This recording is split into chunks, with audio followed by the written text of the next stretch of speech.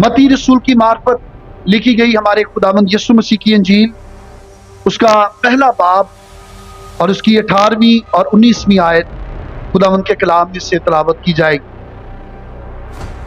पाक कलाम में यूं मरकूम है, अब यीशु मसीह की पैदाइश इस तरह हुई कि जब उसकी माँ मरियम की मंगनी यूसुफ के साथ हो गई तो उनके इकट्ठे होने से पहले वो रूह कुद्स की कुदरत से हामला पाई गई। बस उसके शौहर यूसुफ ने, जो रास्तबाज था और उसे बदनाम करना नहीं चाहता था, उसे चुपके से छोड़ देने का इरादा किया। खुदावंद के पाक कलाम का पढ़ा और सुना जाना हम सबों के लिए बरकत का बायस हो, आमीन। तो मेरे अजीजों, आज हम जिस किरदार पर खुदावंद के कलाम में से गौर करने वाले हैं वो यूसुफ का किरदार है। और कलाम मुकद्दस के मुताबिक यूसुफ यीशु मसीह की मां मरियम का मंगेतर था। और मंगनी जो यहूदी माशरे के अंदर, जिसे एंगेजमेंट हम कहते हैं, मंगनी यहूदी माशरे के अंदर, इब्रानी माशरे के अंदर वो आधा निकाह हुआ करता था। और मंगनी शादी पूरी होती थी, लेकिन जब रुखसती हो जाती तो कहते कि अब ये शादी के बंधन में बंध चुके हैं। कौल करार वादे वो मंगनी के मौका पर हो जाया करते थे, लेकिन इकट्ठा होना या इकट्ठे रहना वो तब होता जब रुखसती हो जाया करती थी।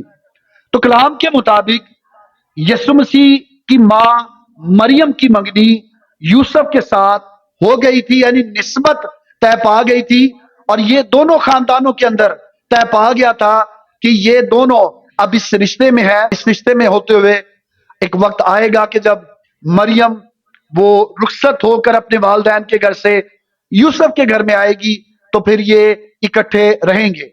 और कलाम में लिखा है कि उनके इकट्ठे होने से पहले, क्या होने से पहले उनके, यानी इससे पहले कि वो मियां बीवी के जिस्मानी रिश्ते में आते, कलाम में लिखा है कि मरियम रूह कुद्स की कुदरत से हामला हो गई थी। अभी यूसुफ और मरियम वो जिस्मानी रिश्ते में नहीं आए थे, मरियम पहले से ही रूह कुद्स की कुदरत से हामला हो चुकी थी।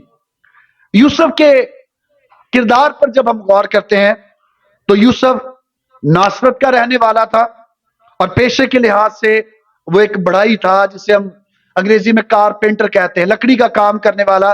और लकड़ी का काम उस दौर में जो सबसे आम था वो सिर्फ कुर्सियां बनाना ही नहीं था, चारपाइयां बनाना ही नहीं था, बल्कि उसके अलावा जो ज़रई आलात हैं जैसे हल बनाना, लकड़ी का कोई भी काम जो है वो बढ़ई का काम करने वाला यूसुफ कर सकता था। और मरियम की तरह यूसुफ भी वो बादशाह दाऊद की नस्ल से था।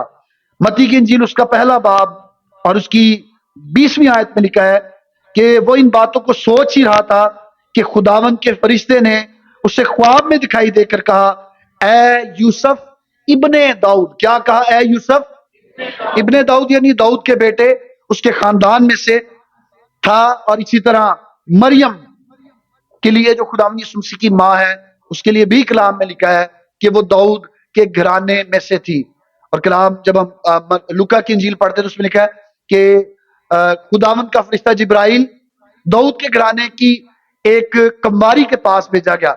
इन दोनों का जो नस्ब है वो दाऊद के खानदान में से है। और यूसुफ को मसीह यीशु के साथ जब जोड़ा गया, यानी क्योंकि यूसुफ वो मरियम का मंगेतर है, उसका इंगेजमेंट में होते हुए उसके साथ एक रिश्ते में है, तो यूसुफ खुदावंद यीशु मसीह के साथ भी जुड़ गया।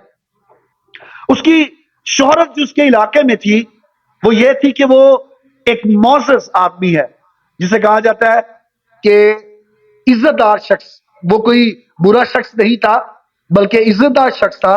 और कलाम इसके लिए बयान करता है कि जब यूसुफ को ये पता चला कि उसकी होने वाली बीवी या उसकी मंगेतर उनके इकट्ठे होने से पहले हामला है, तो कलाम में लिखा कि उसने जो रास्तबाज था اور اسے بدنام کرنا نہیں چاہتا تھا. اگر یہ معزز یا عزت دار شخص نہ ہوتا تو شاید یہ کہتا کہ مریم نے میرے ساتھ بے وفائی کی ہے. مریم وہ اس رشتے میں آنے سے پہلے حاملہ ہو چکی ہے. اگر یہ معزز شخص نہ ہوتا تو شاید یہ اس طرح مریم کو چھوڑتا کہ مریم بدنام ہو جاتی. لیکن کلام میں لکھا ہے کہ وہ نہیں چاہتا تھا کہ مریم بدنام ہو. اس کی جو وجہ شہرت تھی، ایک تو یہ بڑائی تھا، یہ کاریگر شخص تھا، اور دوسری وجہ شہرت یہ تھی کہ یہ ایک معزز آدمی تھا. کلام میں لکھا ہے کہ یوسف راست باز تھا. یوسف کیا تھا؟ راست باز تھا. پیدائش، یسوع مسیح کی پیدائش کے واقعہ میں یوسف کو ایک بھولے بھالے شخص کے طور پر بیان کیا گیا ہے. وہ ایک ایسا شخص ہے جو خواب دیکھتا ہے اور اس کا یقین کرتا ہے. یوسف ایک ایسا شخص ہے جو راست باز ہے. یوسف ایک ایسا شخص ہے جو اپنے کام سے کام رکھنے والا شخص ہے. لیکن اس کی یہ ساری باتیں کہ وہ روحانی خوابوں کو دیکھنے والا ہے، اس کی یہ ساری باتیں کہ وہ خداوند کی بات کو ماننے والا ہے. خداوند نے اسے ایک بڑے کام کے لیے چنا اور اسے رضائی باپ، یسوع مسیح کا باپ بننے کے لیے تیار ہوا. انگریزی میں سے کہتے ہیں فوسٹر فادر، رضائی باپ جو اپنی رضامندی کے ساتھ اس بات کے لیے راضی ہوا کہ وہ مریم سے پیدا ہونے والے بچے کو اپنائے گا، اسے اپنا نام دے گا، وہ مریم کی اور اس کے پیدا ہونے والے بچے کی نگہداشت کرے گا. اس کی اچھی زندگی، اچھے کردار، معزز ہونے کے باعث جو روحانی خواب اسے نظر آتے ہیں وہ ان کو دیکھنے اور ان پر عمل کرنے کے باعث یسوع مسیح کا رضائی باپ بنا. یہ ایک اہم شخصیت ہے. شاید آج کے اس دور میں اور اس دور میں بھی یہ لقب پانا کسی کے لیے مشکل ہو. آج خدا نہ خواستہ اگر کوئی آدمی مر جائے اور اس کی بیوی کی شادی کی جائے تو لوگ سب سے پہلے پوچھتے ہیں کہ اس کے پہلے سے کوئی بچے تو نہیں ہے. وہ شوہر، وہ بندہ جو مر گیا ہے اس کے کوئی بچے تو نہیں ہے. اور اگر بچے ہوں تو لوگ تھوڑا کنارہ کرتے ہیں کہ شادی نہ کی جائے، کیونکہ لوگ یہ سمجھتے ہیں کہ جی بچے تو اس کے ہیں، میں کیوں پالوں. لیکن آپ غور کریں کہ یوسف کیسا راست باز شخص ہے. یوسف کیسا خدا سے محبت کرنے والا راست باز آدمی ہے کہ اس نے مریم کے پیدا ہونے والے بچے کو اپنا لیا. اور اس کی وجہ کیا تھی؟ اس کی وجہ یہ تھی کہ یہ ایک عام آدمی تھا. شاید یہ کوئی بڑا شہرت یافتہ شخص ہوتا، شاید یہ کوئی بڑی شخصیت ہوتا، بادشاہ، کوئی گورنر ہوتا، کوئی بڑی اعلیٰ عہدے کی شخصیت ہوتا تو شاید اس سے ڈر ہوتا. لیکن یوسف کو اسی لیے چنا گیا کہ وہ ایک عام آدمی تھا. یوسف کا کردار وہ ہمیں یہ بتاتا ہے کہ خداوند عام زندگیوں کو اپنے جلال کے لیے چن لیتا ہے. کرنتھیوں کے نام کا پہلا خط، پہلا کرنتھیوں اس کا پہلا باب اور اس کی 28ویں اور 29ویں آیت بھی ہمیں اسی بارے میں بیان کرتی ہے. پہلا کرنتھیوں اس کا پہلا باب اور اس کی 28ویں اور 29ویں آیت. خداوند کے کلام میں لکھا ہے 27ویں اور 28ویں آیت. خداوند کے کلام میں لکھا ہے بلکہ خدا نے دنیا کے بے وقوفوں کو چن لیا. کن کو چن لیا؟ چن لیا کہ حکیموں کو شرمندہ کرے، اور خدا نے دنیا کے کمزوروں کو چن لیا کہ زور آوروں کو شرمندہ کرے. اور خدا نے دنیا کے کمینوں اور حقیروں کو بلکہ بے وجودوں کو چن لیا کہ موجودوں کو نیست کرے. خداوند کی یہ مرضی ہے کہ وہ کسی ایسے کو چنتا ہے جس کی دنیاوی طور پر کوئی قدر نہیں ہوتی. اس وقت کے دور کے حساب سے آج تو شاید بہت ہی کم ہے کہ کوئی بڑائی ہو اور ہم اسے بڑا معزز شخص سمجھیں. عموماً ایسے لوگ ہمارے معاشرہ کے اندر زیادہ پڑھے لکھے نہیں ہوتے اور انہوں نے ایسے کاموں کو اپنا لیا ہوتا ہے. یوسف بے وجود تھا، وہ دنیاوی لحاظ سے حقیر ہے، لیکن خداوند کے کلام میں لکھا ہے کہ خداوند نے ان کو چن لیا ایسے لوگوں کو تاکہ وہ حکیموں کو، یعنی جو حکمت والے ہیں، ان کو شرمندہ کریں، اور زور آوروں کو بھی، جو زور رکھتے ہیں، ان کو بھی شرمندہ کریں. اس دور میں بہت سے کاہن بھی تھے. اس دور میں بہت سے لوگ جو فقیہ اور فریسی ہیں، جو کلام کو شاید یوسف سے زیادہ جانتے تھے. خداوند نے ان کو نہیں چنا، خداوند کو ایک عام شخص کی ضرورت تھی۔ اور آج ہم وہ باتیں جو یوسف کے کردار کے اندر موجود ہیں، آج ہم ان 3 باتوں پر غور کریں گے کہ یوسف کیوں یسوع مسیح کے دنیاوی باپ، رضائی باپ ہونے کے لیے چنا گیا، اس کی کیا وجہ تھی، اور آج کیسے ہم بھی اپنی زندگیوں سے خدا کا جلال ظاہر کر سکتے ہیں، اور خداوند کیسے آج ہمیں اپنی خدمت کے لیے استعمال کر سکتا ہے۔ سب سے پہلی بات کہ یوسف ایک عام بڑھائی تھا۔ یوسف کیا تھا؟ ایک عام بڑھائی تھا، کارپینٹر تھا، عام آدمی تھا جو کام کاج کرتا تھا، اور اس عام ہونے نے اس کو خاص بنانے کے لیے خداوند کے سامنے کھڑا کر دیا، اور خداوند خدا نے اپنے بڑے کام کے لیے، یعنی یسوع مسیح کے دنیاوی باپ بننے کے لیے اس نے یوسف کو چن لیا۔ متی کی انجیل اس کا 13واں باب اور اس کی 55ویں آیت خداوند کے کلام میں سے پڑھیں گے۔ یسوع مسیح کو دنیا کے لوگ کیا کہتے تھے؟ آئیں دیکھیں، اس کی دنیاوی باپ کے طور پر، دنیاوی باپ کے نام کے ساتھ اسے پکارا جاتا تھا۔ متی کی انجیل اس کا 13واں باب اور اس کی 55ویں آیت کلام خدا میں لکھا ہے، کیا یہ بڑائی کا بیٹا نہیں، اور اس کی ماں کا نام مریم، اور اس کے بھائی یعقوب اور یوسف اور شمعون اور یہودا نہیں؟ یوسف ایک عام بڑائی ہے، اور آپ دیکھیں خداوند خدا نے اس بڑے کام کے لیے اسے چنا، لیکن یہ بات ایک تانے کے طور پر یوسف کو اور اس کے بیٹے کو، جو جسمانی تو نہیں لیکن دنیاوی طور سے وہ اس کا بیٹا ہے، کیونکہ مریم وہ روح القدس کی قدرت سے حاملہ ہوئی۔ یوسف کے اوپر یہ بہتان تھا، لگایا جاتا تھا کہ وہ ایک عام سا شخص ہے، وہ ایک بڑائی ہے، اور جیسا میں نے آپ کو بتایا کہ اس دور میں بڑائی جو ہوا کرتے تھے، کارپینٹر جو ہوا کرتے تھے، ایک عام آدمی نے سمجھا جاتا تھا۔ اسی طرح جب خداوند یسوع مسیح نے مچھلیاں پکڑنے والے ان کو چنا تو انہیں بھی عام شخص سمجھا جاتا تھا، لیکن لکھا ہے کلام میں کہ خداوند نے ان لوگوں کو جو زوراور ہیں نہیں چنا، وہ لوگ جو بے وجود ہیں خداوند نے انہیں چن لیا ہے تاکہ انہیں جو زوراور ہے شرمندہ کریں۔ لکڑی کا کام، بڑھائی ہونا، یہ ایک ایسا پیشہ ہے جو معزز پیشہ تھا، اس میں کوئی 2 نمبری کسی کو مارنا شامل نہیں تھا، لیکن یہ پیشہ کسی بھی انسان کو اس دور میں بھی اور آج کے دور میں بھی دولت مند نہیں بنا سکتا تھا۔ اور اس حوالہ سے جب ہم یوسف کی زندگی پر غور کرتے ہیں تو یوسف ایک عام آدمی تھا، لیکن جب یوسف کی زندگی پر ہم غور کرتے ہیں، عام شخص ہے، یہ کوئی امیر شخص نہیں، لیکن خدا جب مجسم ہو کر وہ اس دنیا میں آتا ہے تو وہ یوسف کو چنتا ہے۔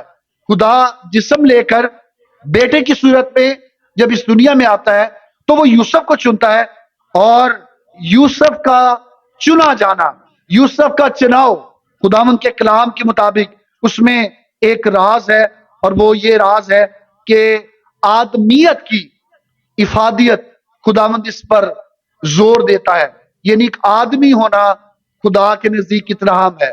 وہ بڑا اچھا شعر کسی کا ہے کہ فرشتے سے بہتر ہے انسان بننا، مگر اس میں پڑتی ہے محنت زیادہ۔ اکثر اوقات ہم زیادہ روحانی بننے کے لیے، فرشتوں کی مانند بالکل کامل بننے کے لیے زور دے رہے ہوتے ہیں، لیکن میرے خیال سے اگر ہم ایماندار ہیں تو ہم اچھے انسان بن جائیں۔ ایماندار ہوتے ہوئے دنیا میں ہم اچھے انسان بن جائیں تو خدا کے نزدیک یہ بھی ایک قابل قدر بات ہے۔ اس کا آدمی ہونا، اس کا انسان ہونا خداوند خدا کو پسند آیا، کیونکہ یہ عام انسان تھا اور خداوند خدا نے اسے چن لیا۔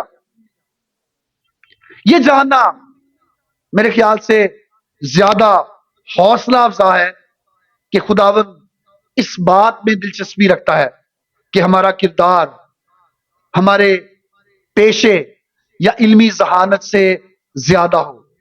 خداوند کے نزدیک ہمارا پیشہ کیا ہے، ہمارے پاس کتنا علم ہے، خداوند کے نزدیک یہ اہم نہیں، لیکن ہمارا کردار کیسا ہے خداوند اس بات پر غور کرتا ہے۔ کلام میں لکھا ہے کہ خدا انسان کی مانند نہیں۔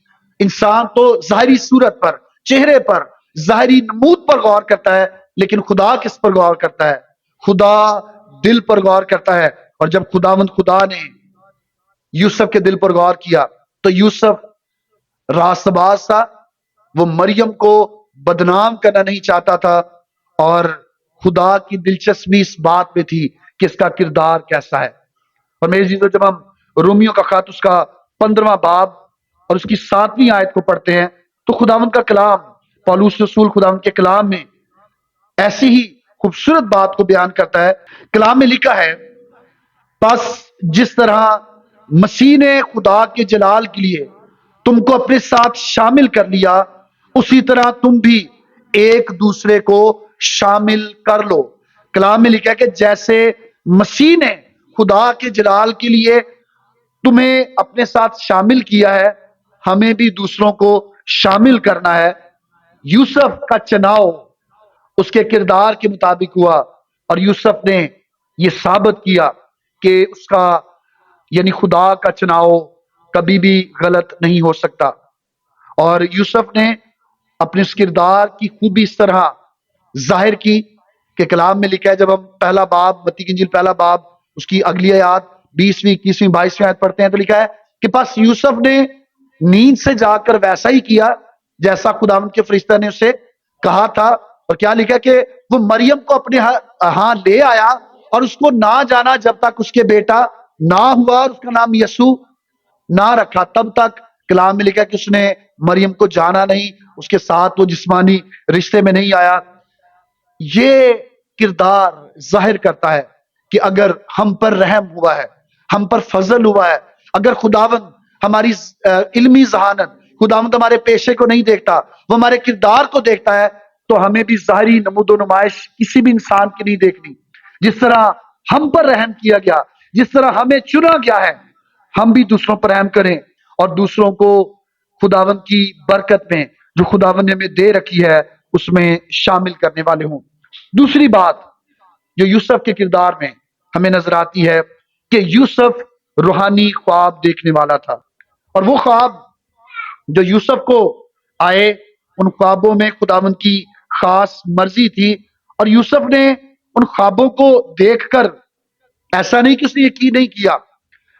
کلام میں لکھا ہے کہ اس نے یقین کیا. ہم جب کرسمس کا ڈرامہ کرتے ہیں 24 دسمبر کی رات، ایسے وقت میں ہم دکھاتے ہیں یوسف جب اٹھتا ہے اپنی آنکھیں ملتا تو وہ کیا کہتا ہے؟ یہ خواب تھا یا عالم بیداری؟ کیا واقعی یہ پیغام مجھے ملا؟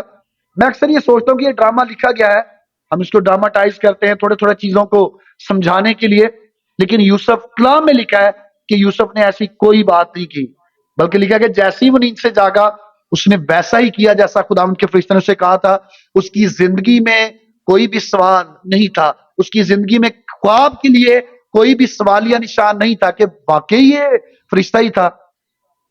اور اسی وجہ سے خدا نے اسے چنا، کیونکہ یوسف جو خواب دیکھتا تھا، خداوند جب خواب میں اس سے بات کرتا تھا تو یوسف اس کی بات کو ٹھکراتا نہیں. آج بھی میرے عزیزو خداوند ہم سے ہم کلام ہوتا ہے. آج خوابوں کے ذریعے سے نہیں، آج کسی نئی نبوت کی ضرورت نہیں ہے، آج رویاؤں میں یا خوابوں میں خداوند کلام نہیں کرتا. میرے کہنے کا مطلب کلام کو بڑھانے کی بات ہے. خداوند جو کچھ بھی ہمیں بتانا چاہتا ہے وہ ہمیں اپنے کلام میں سے بتاتا ہے. آج اگر ہم پریشان ہوں، آج اگر ہم دکھ میں ہوں، تو ہمیں کہنے کی ضرورت نہیں کہ خدا مجھ پر ظاہر کر. آئیں اس کے کلام کو اپنی ہدایت کو رہنمائی کے لیے کھولیں.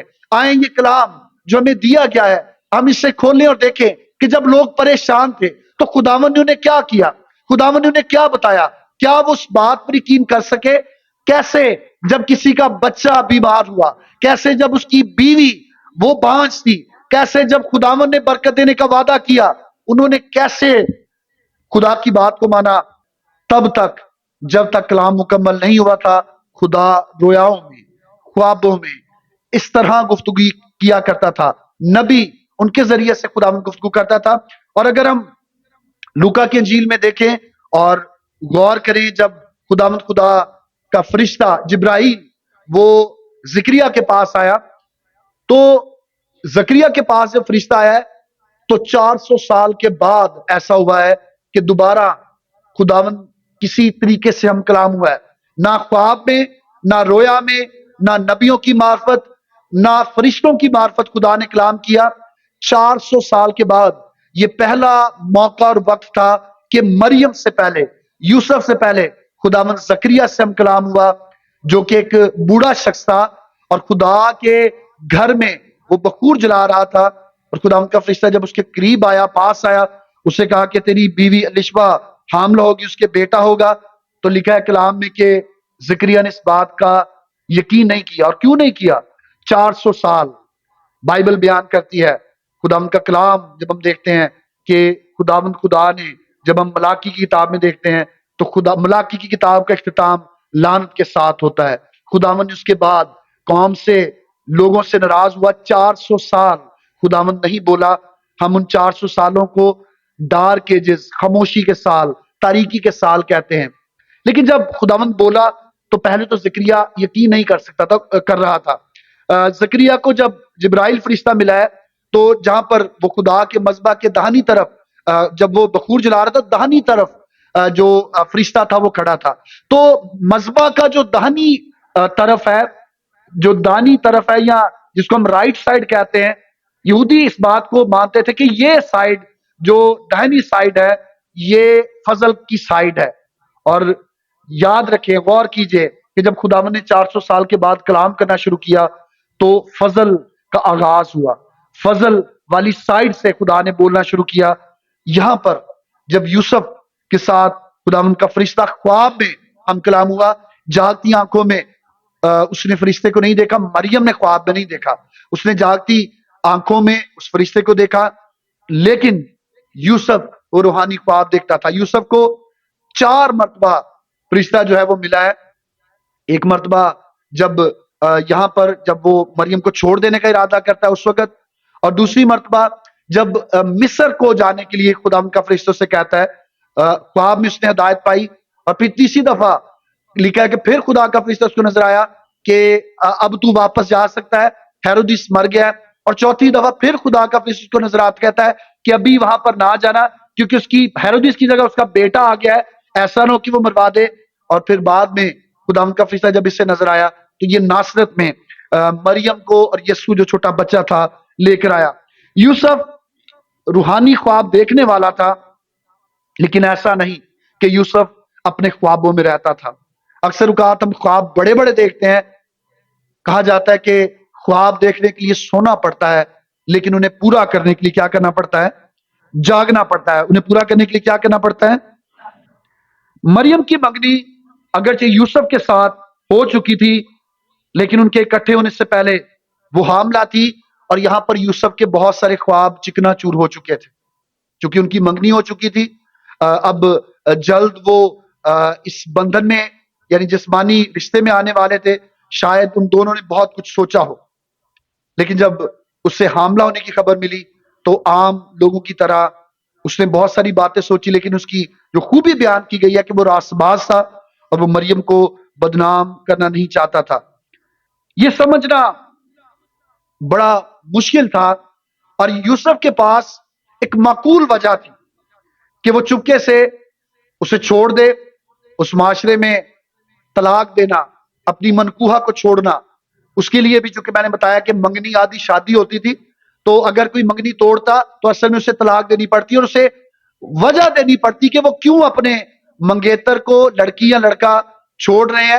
اور کلام میں، شریعت میں لکھا ہے کہ کوئی بھی اگر چھوڑنا چاہے اپنی منکوہہ کو، اپنی پنجابی جس کو کہتے ہیں منگ کو چھوڑنا چاہے، تو اس کے لیے اس کو سالڈ ریزن دینا پڑتا کہ یہ گناہ گار ہے، اس کی زندگی میں کوئی گناہ آیا، اس لیے میں اس کے ساتھ نہیں رہ سکتا۔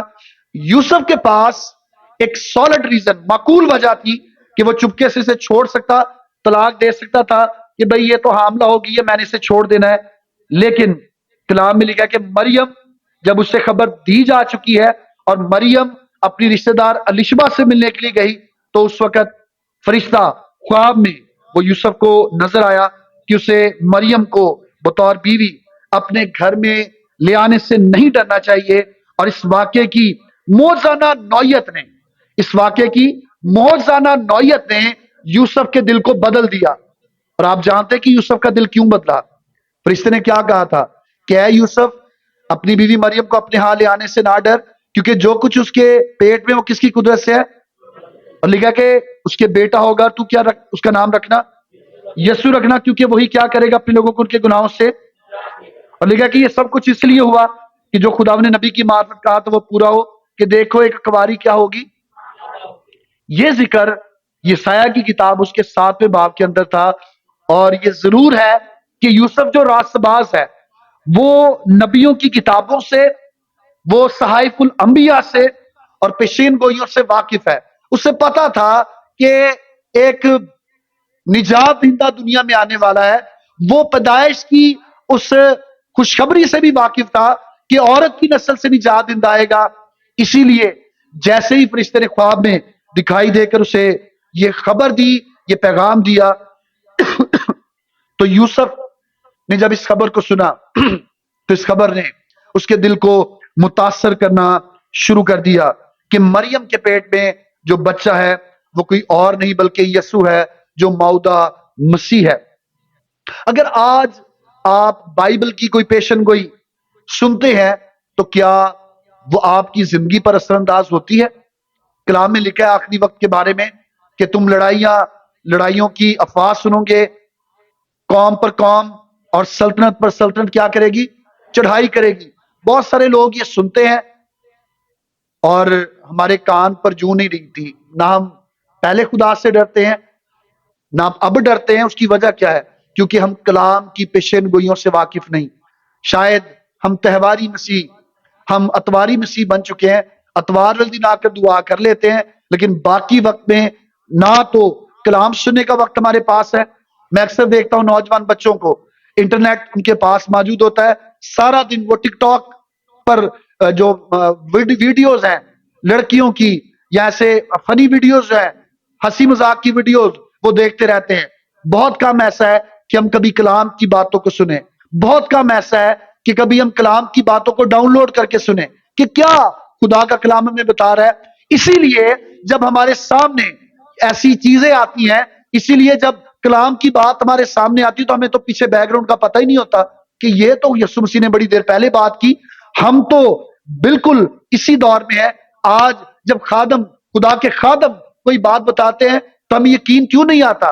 کیونکہ 30 منٹ کا پیغام 25 منٹ 37 منٹ کا پیغام ہمیں بدل نہیں سکتا۔ کیونکہ ہم ان باتوں کے جسے ہم کہتے ہیں سیاق و سباق، اگا پیچھا، ہم اس سے واقف نہیں ہوتے، اور اس وجہ سے یہ باتیں ہمارے دل پر اثر نہیں کرتی۔ بے شک یوسف ایک خواب دیکھنے والا تھا، لیکن وہ کلام سے واقف تھا۔ جیسے ہی فرشتے نے اسے بتایا کہ مسیحا آ رہا ہے، وہ کمباری سے پیدا ہونے والا آ رہا ہے، تو وہ ساتھ ہی پیدائش کی کتاب اس کے 3 باب کی اس آیت سے بھی واقف تھا۔ وہ یسایہ کی کتاب اس کے 7ویں باب کی 14ویں آیت سے بھی واقف تھا۔ وہ یسایہ کی کتاب اس کے 9ویں باب کی 6 اور 7ویں آیت سے بھی واقف تھا۔ اور کیوں واقف تھا؟ کیونکہ اس نے ان باتوں کو سن رکھا تھا، اس نے ان باتوں کو پڑھ رکھا تھا، اور وہ ان باتوں کو مانتا ہوا راست بازی کی زندگی بسر کر رہا تھا۔ اس وجہ سے جیسے ہی فرشتہ اس کے پاس آیا، اس نے اس بات کا یقین کر لیا۔ آج بہت سارے لوگ چرچ میں آتے ہیں، سن کر ویسے ہی وہ کلام کو اپنے گھر کو چلے جاتے ہیں اور زندگی میں کوئی اثر نہیں ہوتا۔ میرے عزیزو یاد رکھیں، خداوند کبھی ہمارے ساتھ زبردستی نہیں کرتا۔ یوسف نیند سے جا کر جیسا فرشتہ نے اسے کہا تھا ویسا نہ کرتا تو خدا کوئی اور وسیلہ بھی بنا سکتا تھا، لیکن یوسف نے ایسا کیا۔ تو آج بھی ہم یوسف کو ایک اچھے اور بہترین کردار کے طور پر دیکھتے ہیں۔ پطرس رسول کا دوسرا خط اور اس کا 1 باب 20ویں اور 21ویں آیت، خداوند کے کلام میں لکھا ہے، اور پہلے یہ جان لو کہ کتاب مقدس کی کسی نبوت کی بات کی تعویل کسی کے ذاتی اختیار پر موقوف نہیں، کیونکہ نبوت کی کوئی بات آدمی کی خواہش سے کبھی نہیں ہوئی، بلکہ روح القدس کی تحریک کے سبب سے خدا کی طرف سے بولتے تھے۔ کلام میں لکھا ہے کہ کبھی بھی نبوت کی جو بات ہے وہ کسی کے ذاتی اختیار پر موقوف نہیں ہوتی۔ اگر آپ کلام کو سنتے ہیں، کلام کو سن کر آپ کو محسوس ہوتا ہے کہ آج کا سارا کلام میرے لیے تھا، آج کی باتیں میرے لیے تھی، آج مجھے اپنی زندگی کو بدلنا چاہیے، تو یہ نہ سمجھے کہ پادی صاحب نوں لگ گیا سی پتہ ہے اس کر کے انہوں نے کلام نہیں آئندہ سنایا. پادی صاحب کو کئی دفعہ نہیں پتا ہوتا. پادی صاحب تو انسان ہے, وہ صبح اپنے گھر سے اٹھ کر آتے ہیں, لیکن خدا کو پتا ہوتا ہے, اسے پتا ہے کہ کس زندگی کے لیے کس وقت خدا کے منہ سے کیا, خدا کے خادم کے منہ سے کیا بات اس نے نکلوانی ہے. اور کئی دفعہ ہمیں یہ محسوس ہو جاتا ہے کہ آج کا کلام میرے لیے تھا, لیکن ہم نیند سے جا کر یوسف کی طرح ویسے نہیں کرتے, بلکہ پھر ہم اپنی اسی گناہ آلودہ زندگی میں واپس چلے جاتے ہیں. یوسف کے کردار میں جو دوسری اہم بات ہے وہ یہ کہ وہ روحانی خواب دیکھتا تھا, اور جو کچھ اسے خواب میں بتایا جاتا وہ کیا کرتا تھا, اس پر سب بولیں کیا کرتا تھا, اس پر. تیسری بات جو ہم یوسف کے کردار میں دیکھیں گے, تیسری اور آخری بات وہ یہ ہے کہ یوسف ایک فرما بردار بندہ تھا. متی کی انجیل اس کا پہلا باب اور اس کی 24ویں اور 25ویں آیت میں لکھا ہے, جو ابھی ہم نے پڑھا بھی, کہ پاس یوسف نے نیند سے جا کر ویسا ہی کیا جیسا خداوند کے فرشتے نے اسے حکم دیا تھا, اور اپنی بیوی کو اپنے ہاں لے آیا. فرما برداری کیسی کی کلام میں لکھا ہے کہ اپنی بیوی کو کیا کیا, وہ اپنے ہاں, اور اس کو نہ جانا. اس کا مطلب یہ ہے کہ وہ اس جسمانی رشتہ میں جو ایک شوہر اور بیوی کا ہوتا ہے, وہ اس رشتے میں نہیں آیا. اس نے اپنی بیوی کو اس وقت تک اپنی بیوی نہیں سمجھا کہ جب تک مریم کا بیٹا نہ ہوا اور اس کا نام یسوع رکھا. یہ یوسف کی فرما برداری ہے. اب جب مریم کے حاملہ ہونے سے متعلق یوسف کا مسئلہ حل ہو گیا, تو وہ مریم کو اپنے گھر لے آیا, اور اس لیے لے آیا تاکہ وہ مریم کی اور پیدا ہونے والے بچے کی دیکھ بھال کر سکے. یہ اس کی فرما برداری ہے. لیکن فرما برداری اس سے بھی زیادہ اس وقت بڑھ گئی کہ جب تک یسوع مسیح کی پیدائش نہ ہوئی, وہ شادی کے جسمانی رشتے سے گریز کرتا رہا. وہ شادی کے جسمانی رشتے کو رکھنے سے باز رہا, اور اس نے مریم کی حالت کا خیال رکھتے ہوئے اپنی جسمانی خواہشات کو بالائے طاق رکھ دیا, اور جیسا فرشتے نے حکم دیا تھا اس نے اس بات کو جان لیا. اس وجہ سے بھی خدا نے یوسف کو چنا تھا کہ وہ یسوع مسیح کا جسمانی باپ بن سکے, کیونکہ یوسف کے کردار میں فرما برداری موجود تھی.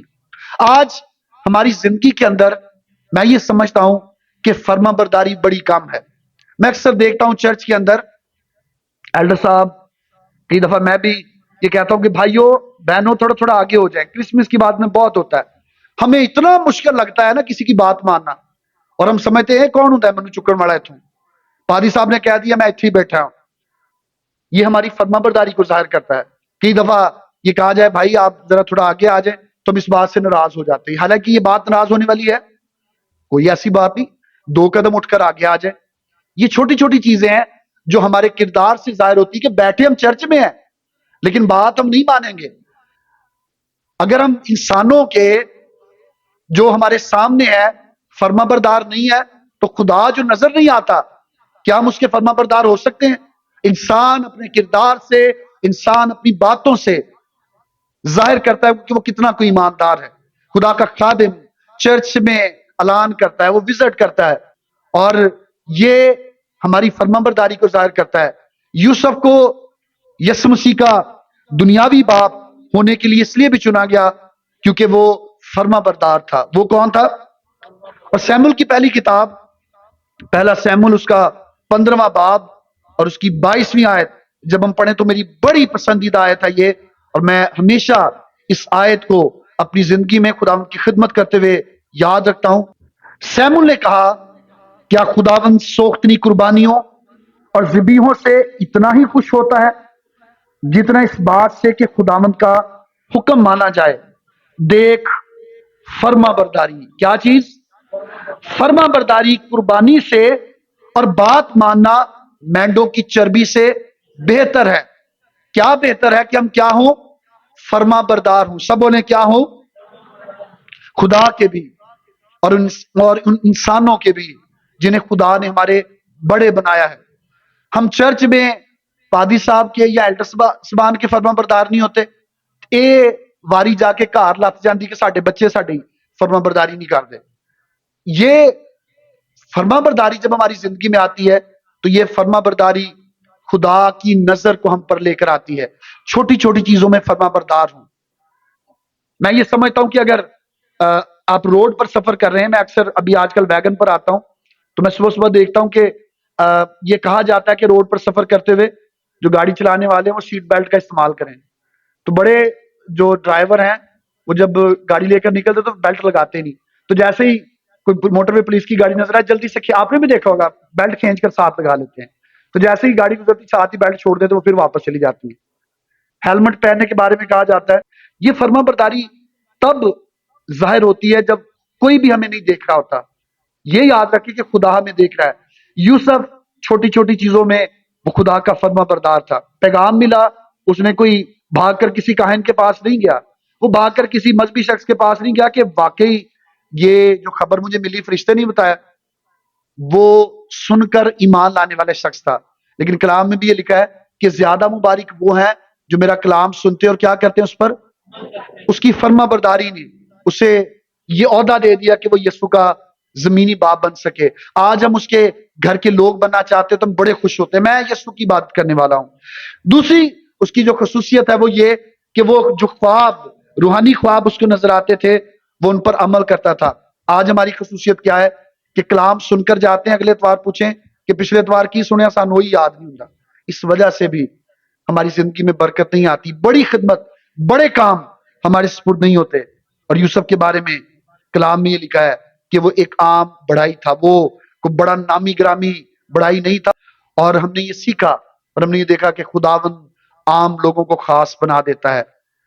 और यीशु के लिए लिखा है कि वो पत्थर जिसे ममारों ने रद्द किया वो क्या बन गया, कोने के सिरे का पत्थर बन गया। कोने के सिरे का पत्थर वो है जो बड़ा अहम होता है, इमारत के जोड़ के अंदर वो आ जाता है, इस जगह को इस जगह के साथ जोड़ता है। और क्यों ऐसा होता है, यीशु के लिए लिखा है कि वो गर्चे बाप की सूरत पर था, उसने इन इख्तियारात को अपने कब्जे में रखने की चीज नहीं समझा, बल्कि अपने आप को क्या कर दिया, खाली कर दिया। आज आप चौधरी हैं, आज आपका घर बहुत बड़ा है, आज आप लोगों से अच्छी पोशाक पहनते हैं, इन बातों को नजरअंदाज कर दें।